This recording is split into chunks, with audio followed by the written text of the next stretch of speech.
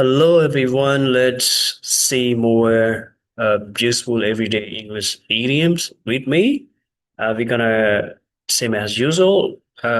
translate together. I'm gonna read the idioms in English and probably look at the examples. And after that, we can translate. And if the example doesn't have the answers, we can choose the answers together, or maybe I can show you the answers directly. And now we can start. And the first one is a British English informal, to be very sad or worried. British English informal, to be very sad or worried. Inside, I'm in bits because I miss him so much. Inside, I'm in bits because I miss him so much. Okay អញ្ចឹងfirst idiom នេះគឺចង់សំដៅទៅលើអង់គ្លេសបែបអង់គ្លេសហើយជាភាសាដែលយើងប្រើមិនផ្លូវការភាសាសម្រាប់និយាយមិនមែនភាសាសម្រាប់ប្រើការទូតឬក៏មិនមែនភាសាដែលយើងប្រើសម្រាប់ការសរសេរឬការនិយាយបែបផ្លូវការទេto អូខេអញ្ចឹងវាអឺសោកសៅបំផុតឬក៏គួរឲ្យព្រួយបារម្ភបំផុតអញ្ចឹងto be very sad or worried ហ្នឹងគឺ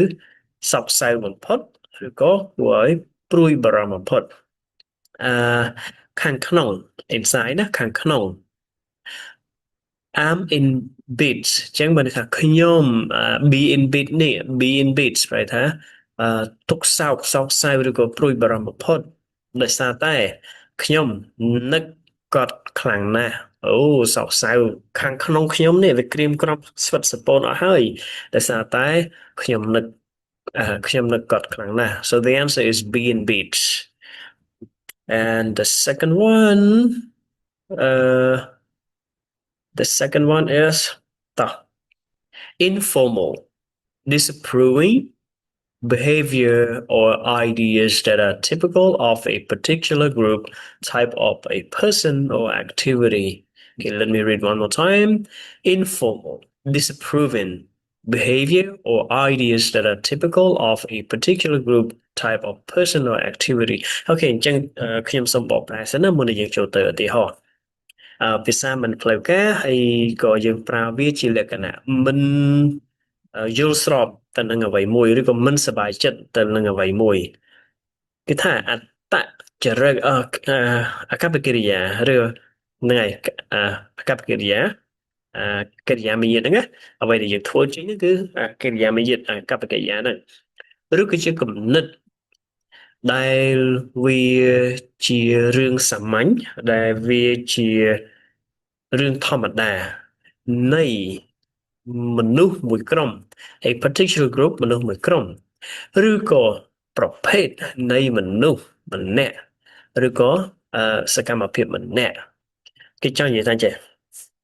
អកប្បកិរិយាឬក៏គំនិតហ្នឹងវាគឺជាគំនិតឬក៏អកប្បកិរិយាដែលមនុស្សមួយក្រុមហ្នឹងក៏ចំណាំធ្វើជារឿងសាមញ្ញឬក៏មនុស្សម្នាក់ហ្នឹងចំណាំធ្វើឬក៏ activity ហ្នឹងដែលវាមានរឿងសាមញ្ញរបស់មនុស្សម្នាក់ហ្នឹងសកម្មភាពហ្នឹងឬក៏មនុស្សមួយក្រុមហ្នឹងអញ្ចឹងឧទាហរណ៍គេថាចេះ she couldn't accept the whole drug culture bit she couldn't accept the whole drug culture bit នាងមិនអាចទទួលយកវប្បធម៌នៃការប្រើប្រាស់គ្រឿងញៀននឹងបានទេអញ្ចឹងវាជារឿងសាមញ្ញឬគំនិតធម្មតាអញ្ចឹងបានថាវប្បធម៌នៃការប្រើប្រាស់គ្រឿងញៀនឡើងសេរីអនាថាឡើងធម្មតាសេរីអនាថាអញ្ចឹងណាតែគេខ្ញុំសូមបកប្រែភាសាទៀត she couldn't accept the whole drug culture bit នាងមិនអាចទទួលយកវប្បធម៌នៃការប្រើប្រាស់គ្រឿងញៀនដោយសេរីណាថាបតៃចិត្តបានទេ so the answer is the whole bit okay so the last one is a piece at a time or gradually a piece at a time or gradually មួយចំណែកម្ដងអូខេមួយចំណែកម្ដងធ្វើមួយចំណែកម្ដងមួយចំណែកមួយចំណិតឬក៏បន្តិចម្ដងបន្តិចម្ដងអញ្ចឹងណាឬក៏ gradually នេះគឺបន្តិចម្ដងបណ្ដាតតពីកំពង់អញ្ចឹងណាតតពីកំពង់អូខេ He assembles the model aircraft bit by bit. Alright. អញ្ចឹងគាត់ assemble គឺដំឡើងរូបយន្តហោះរូបយន្តហោះគឺអឺបន្តិចម្ដងមក piece គឺចេះថាមកចំណិតបន្តិចម្ដងរហូតក្លាយទៅជាaircraft យន្តហោះដែលគេតាំងលើតុអីចឹងទៅ Okay, so the answer is bit by bit. And all right, so thank you so much, everyone. I'll see you next time. Bye.